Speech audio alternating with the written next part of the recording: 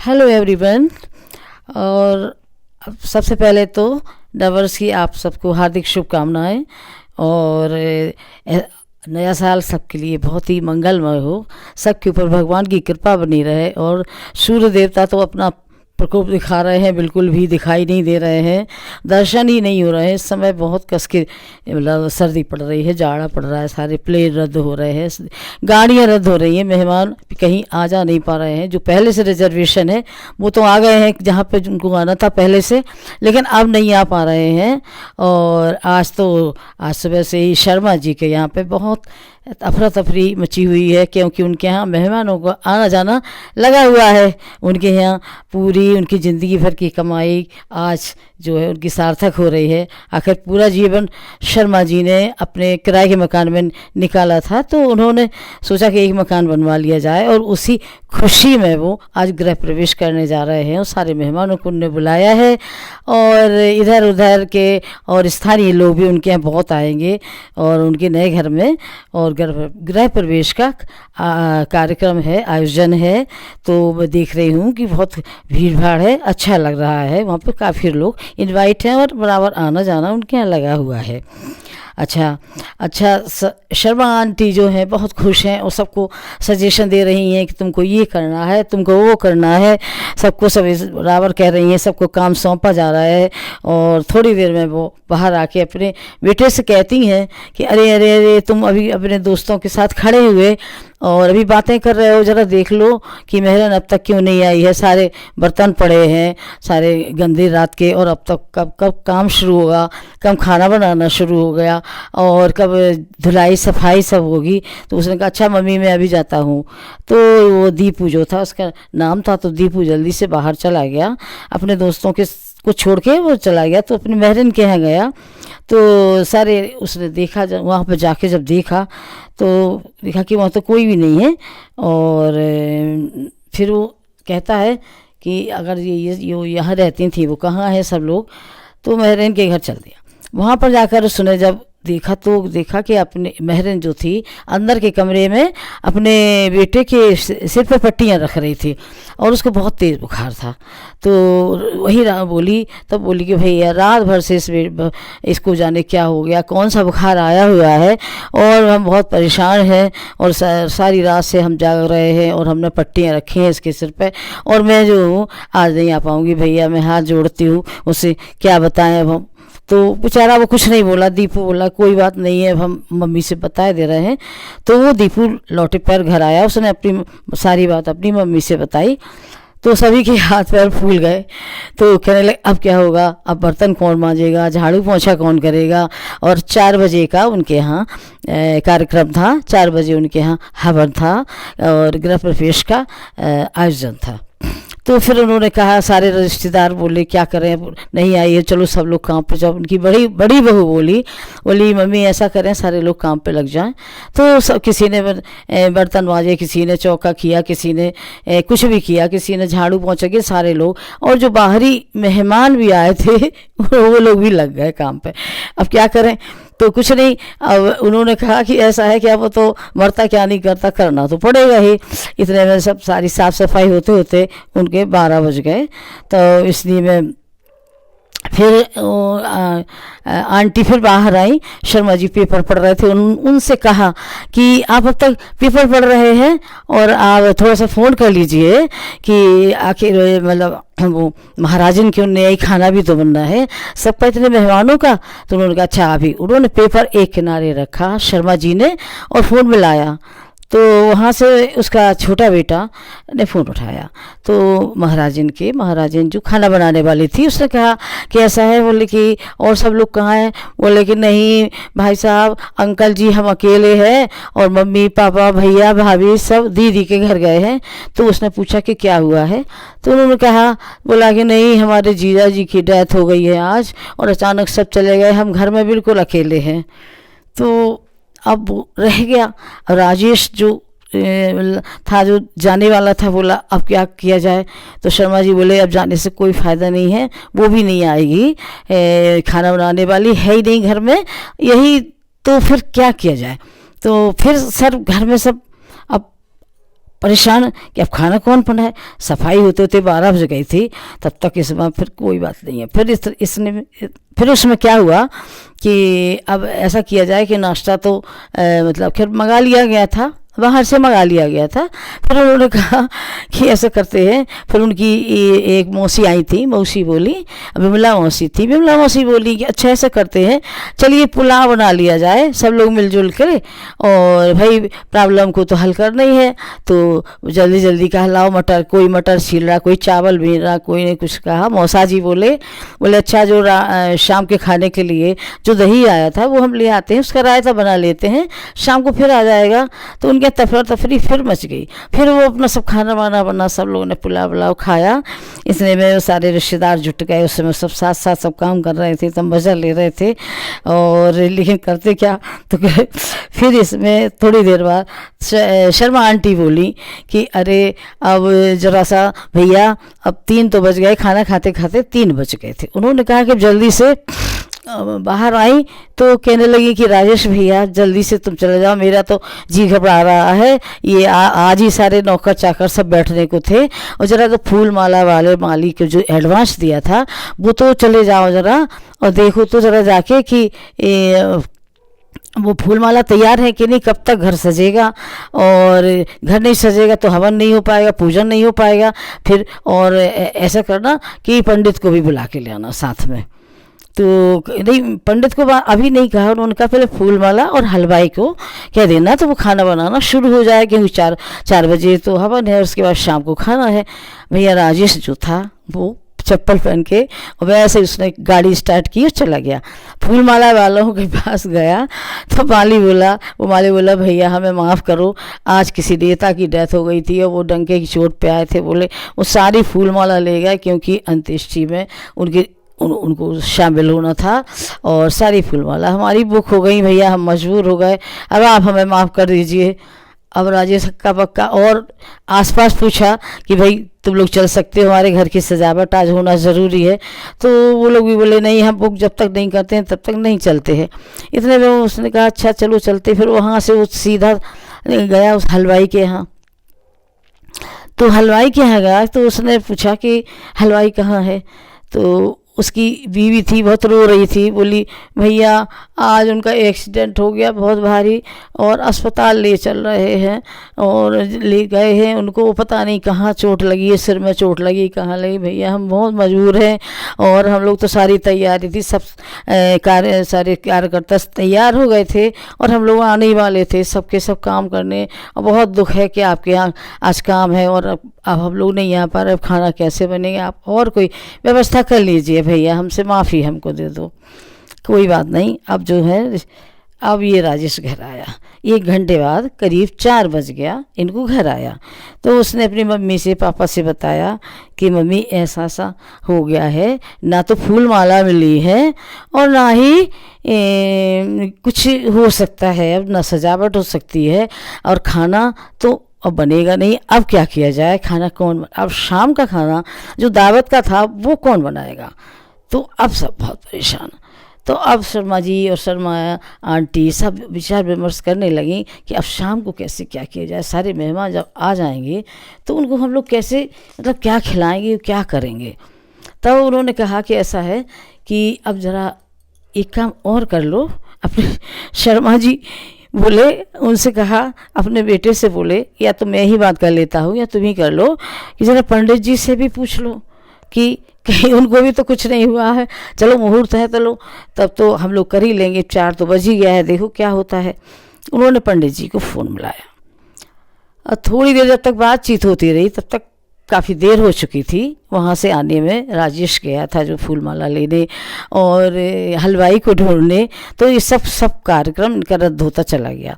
फिर इन्होंने कहा कि अच्छा पंडित जी बताइए, हमारी खैर पूजन तो हो ही सकता है और तैयारियां नहीं हो पाई, तो मेहमान तो हमारे सब आ गए हैं और पूजन आप करवा दीजिए गृह प्रवेश का 4 बजे का। तो पंडित जी बोले ज़रा अपनी घड़ी देखिए पहले। तो शर्मा जी ने घड़ी देखी, बोले 5 बज रहे हैं और मुहूर्त का समय निकल चुका है। शर्मा जी आपने हमको 5 बजे फ़ोन किया, हम 1 घंटे से आपका इंतज़ार कर रहे हैं, तैयारी किए बैठे हैं कि 4 बजे आपका गृह प्रवेश का पूजन होना था और आप 5 बजे हमको कर रहे हैं फ़ोन। अब बताइए, मुहूर्त तो निकल चुका है, अब आपको कराना हो तो करा लीजिए। अब शुभ मुहूर्त तो गया 4 बजे का था। तो अब सिर पकड़ के शर्माइन बैठ गई, बोली अब क्या किया जाए। तो अब वो बोली कि ऐसा करते हैं कि अब सारे लोग सबको मना किया जाए। सारे जो मेहमान आ चुके वो तो आ चुके हैं, जो बाहरी जिसको आना है, दावत में आना है, क्या खिलाएंगे जब पूजन ही नहीं होगा तो क्या करेंगे। सारे लोग फ़ोन लेके बैठ गए और शर्मा जी बोले अब तो भद्रा लग गई हैं और सबसे कह दो। सारे मेहमानों से कहा कि पंडित जी कह रहे हैं कि मुहूर्त निकल चुका है, भद्रा लग गई हैं और अब जो है आज गृह प्रवेश का कार्यक्रम नहीं है, पूजन नहीं है, और अगले हफ्ते या इसके भी आगे जब मुहूर्त होगा तो मैं आपको सबको बता दूंगा, इन्फॉर्म कर दूंगा।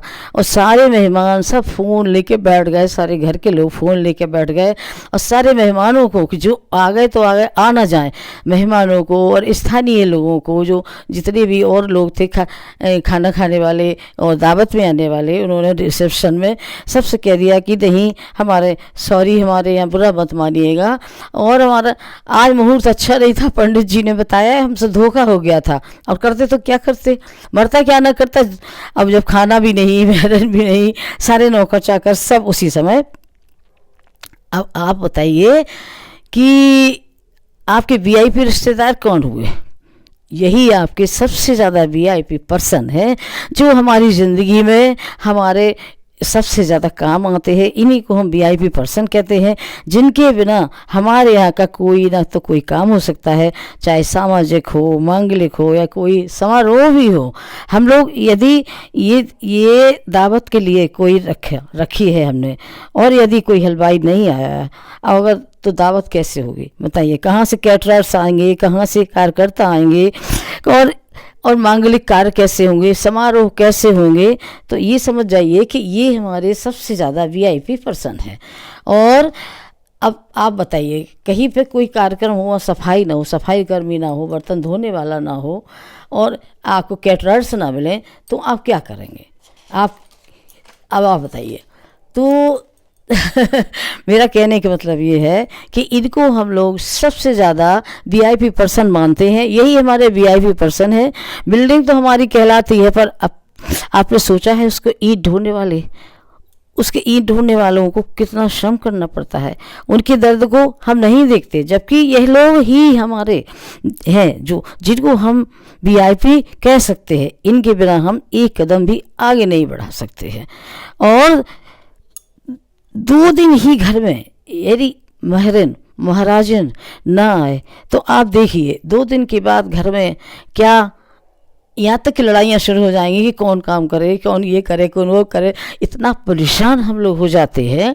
पैसे वाले ही ज़्यादा होते हैं और लोग तो कर भी लेते हैं। तो ये बताइए कि वीआईपी पर्सन आप किसको कहेंगे? हम इन्हीं को वीआईपी पर्सन कहते हैं। और इन्हीं के अगर एक दिन भी मेहर नहीं आती है तो हम लोग दरवाजे पे ऐसे बैठ जाते हैं, घड़ी देखने लगते हैं कि उसके आने का टाइम हो रहा, क्यों नहीं आई है अब तक, फ़ोन मिलाने लगते हैं। ऐसा लगता है कोई वीआईपी आपके यहाँ मेहमान आने वाला है। इतना तो आप वीआईपी मेहमानों का भी इंतज़ार नहीं करते हैं, इतना स्वागत नहीं करते हैं। और जब ये लोग, यही नौकर चाकर जब आपके घर में आपका काम संभालने लगते हैं आके, तो आप इतने खुश और इतने सुकून में होते हैं कि अब मुझे छुट्टी मिली। और इनकी इज्जत इसीलिए करना चाहिए। मेरा कहने का मतलब ये है कि गरीब ये ज़रूर है, लेकिन इनकी इज्जत हम लोग को सबसे पहले करना चाहिए।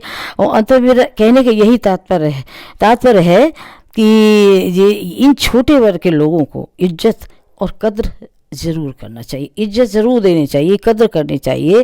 इनके बिना हम लोग छोटे बड़े समारोह, छोटे बड़े मांगलिक कार्य, छोटे बड़े कोई भी कार्य, शादी ब्याह, कोई भी काम नहीं कर सकते हैं।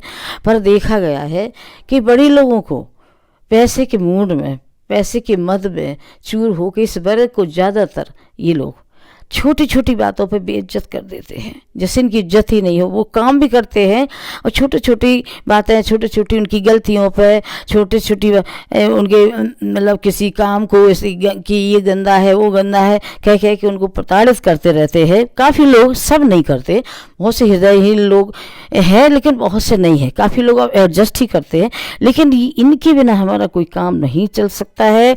उनको हमको समझना चाहिए, उनको इज्जत देना चाहिए, क्योंकि ये गरीब ज़रूर है लेकिन हमसे ज़्यादा अमीर हैं। क्योंकि अमीर लोग जो काम नहीं कर सकते, गरीब लोग वो सारा काम कर डालते हैं। और इंसानियत, ऐसा नहीं है कि इंसानियत भरी नहीं पड़ी है, इंसानियत भी अभी ज़िंदा है और इंसानियत से ही रहना चाहिए। और गरीबों की खास तौर से बहुत इज्जत और बहुत कदर करना चाहिए। और हमने, अब आप खुद ही बताइए, और कोई ज़्यादा हम बात नहीं कर रहे हैं, सारे लोगों ने ही ये देखा होगा कि 5-10 रुपए के पीछे हमने बड़े बड़े लोगों को रिक्शे वालों से झगड़ते हुए देखा है, जबकि बेचारे कितने गरीब होते, पसीना में नहाए हैं, गर्मी में चले जा रहे हैं। और ये ई रिक्शे तो अब चले हैं, पहले वो रिक्शे जो चलते थे जो पहिए वाले, अब तो कम चल रहे हैं, उन पे इतना उतना सामान लाद रहे हैं, 3-3 औरतें बैठ जाएं और पैसा उतना ही दें। अगर उन्होंने कहा कि 5 रुपये ज़्यादा दे दो, और जब वो चलते हैं ढोते हुए तो इतना तरस आता है उनके ऊपर, ऐसा लगता कि सब कुछ उन्हीं को दे दिया जाए। और यही हमारे रिश्तेदार हैं, रिश्तेदारों को हम लोग इतना अच्छी अच्छी गिफ्ट देते हैं, इतना खुश करके भेजते हैं, लेकिन ये जो नौकर चाकर है, ये हमारे जो कार्यकर्ता है, हमारे जो श्रमजीवी है, जो जो सिर्फ मेहनत मजदूरी करके अपना पेट भर रहे हैं, उनको हमको बहुत इज्जत करना चाहिए। वही हमारे सबसे सगे रिश्तेदार हैं और हम तो उन्हीं को सबसे सगा रिश्तेदार कहेंगे। और मेरा कहने का मतलब था कि वीआईपी पर्सन जो हैं वो सबसे ज़्यादा मेरे यही है, मेरे रिश्तेदार बाद में हैं, मेरे मेहमान बाद में हैं, सबसे वीआईपी यही लोग हैं। मैं इनकी बहुत इज्जत करती हूँ। और आप सब भी से भी यही निवेदन है कि गरीबों की, खास तौर से श्रमजीवियों की सबसे ज़्यादा इज्जत करना चाहिए, उनका ख्याल रखना चाहिए। और देने लेने में कभी भी इस तरह से बेइज्जती नहीं करना चाहिए। 10, 20, 50, 100, 200, 400 रुपया अगर इनको देना पड़ जाए तो आप बिल्कुल हाथ मत रोकिएगा। कहते नहीं कि तू 1 पैसा देगा वो 10 लाख देगा। इन लोगों को देने से हमारा पैसा कम नहीं होता, हम लोग गरीब नहीं हो जाते हैं। उनकी बहुत दुआ मिलती है कि गरीबों की दुआ तो ज़रूर लेना चाहिए। और हम लोग इतना अंट संट में खर्च करते हैं, इतना गलत सलत काम करते रहते हैं, उसमें मतलब हम लोग पैसा लुटाते रहते हैं, लेकिन हम लोग को वो नहीं अखरता है। लेकिन इन लोगों को देने के लिए बहुत हिसाब किताब रखना पड़ता है। क्यों? क्या ये इंसान नहीं है? इनकी मजबूरी है? क्या इनके दिल नहीं है? क्या ये बड़े आदमी नहीं हो सकते? हम देखें रिक्शे वालों को, यही जो प्रतिस्पर्धा चल रही है, यहीं पे आज रिक्शे वालों की लड़कियां, मजदूरों की लड़कियां, सब्जी वालों की लड़कियां, लड़के IAS PCS बन गए हैं। यही इनके अंदर जो प्रतिस्पर्धा रहती है, बेचारे बैठ बैठ के लालटेनों की रोशनी में, दिया बत्तियों में बैठ बैठ के गांव में ये सब निकल रहे हैं। इसीलिए, और बड़े लोगों के बहुत कम लोग होंगे जो सरकारी नौकरियों में, तो बहुत दूर की बात हो गई है, और प्राइवेट ही घसीट रहे हैं। और करना ही पड़ेगा, क्योंकि जितने हम लोग हृदयहीन होते चले जा रहे हैं, जितने हम लोग उतने ही हम लोग कायर होते जा रहे हैं। और सबके लिए नहीं कर रहे हैं, काफ़ी लोग अच्छे भी हैं, कुछ लोग हैं, सब नहीं है। इस श्रेणी में सारे लोग नहीं आते हैं, कुछ लोग आते हैं। और जो कुछ लोग हैं उनको सोचना चाहिए। और नए वर्ष में सबसे पहले प्रण करिए कि ये जो हमारे VIP पर्सन है, इनकी हम सबसे ज़्यादा कदर करेंगे, सबसे ज़्यादा इज्जत करेंगे, इनकी सहायता करेंगे। और यही हमारा परलोक सुधरेगा। इसी से हमारा सारा देन लेन से हमारा सारा भविष्य सुधरता है हमारा। समझिए कि हम अगर बड़े बने हैं तो आज इन्हीं लोगों के कारण बने हैं, जो बड़े आदमी कहलाते हैं। हम लोग जो VIP पर्सन सच में हैं वो इन्हीं के कारण हैं। वैसे असली में देखा जाए तो VIP पर्सन यही लोग हैं। और मैं तो यही मानती हूँ कि इनकी बहुत कदर की जाए। और नए वर्ष में एक संकल्प लिया जाए कि गरीबों पे दया करो। तुम 1 पैसा दोगे वो 10 लाख देगा, गरीबों की सुनो वो तुम्हारी सुनेगा ऊपर वाला। बस नव वर्ष में यही प्रण कर लो कि बस सबका भला, सबका अच्छा हो। वही है, कबीरा खड़ा बाजार में सबकी मांगे खैर, ना काहू से दोस्ती ना काहू से बैर। किसी से ना दोस्ती करिए ना बैर करिए। और जो भी जाने अनजाने में पिछले वर्ष हम लोगों से जो त्रुटियां हुई हैं, गलतियां हुई, मनसा वाचा कर्मणा से जो भी हम लोगों से गलतियां हुई हैं, जो हम लोगों से त्रुटियां हुई हैं, हे ईश्वर, हमारा यही प्रार्थना करो, हे ईश्वर हमको माफ़ कर देना और ऐसे कर्म पथ पर चलाइए जिससे हम लोगों को गलत रास्ते ना चलें, ऐसा हमको बुद्धि दीजिए, ऐसी हम लोगों को विद्या दीजिए, ऐसी हम लोगों को साहस दीजिए कि हम लोग सन्मार्ग पर चलें और सबका भला करें। और जब तक सबका भला नहीं करेंगे तब तक हमारा भला ईश्वर नहीं करेगा। सबका भला करो भगवान, यही हमारी अंत में प्रार्थना है। सबको सब कुछ दो। और अगर मेरा वीडियो आप लोगों को अच्छा लगा हो तो प्लीज़ आप लाइक कमेंट सब्सक्राइब अवश्य कर दीजिएगा। और प्लीज़ प्लीज़ प्लीज़ अब मैं बंद करती हूँ।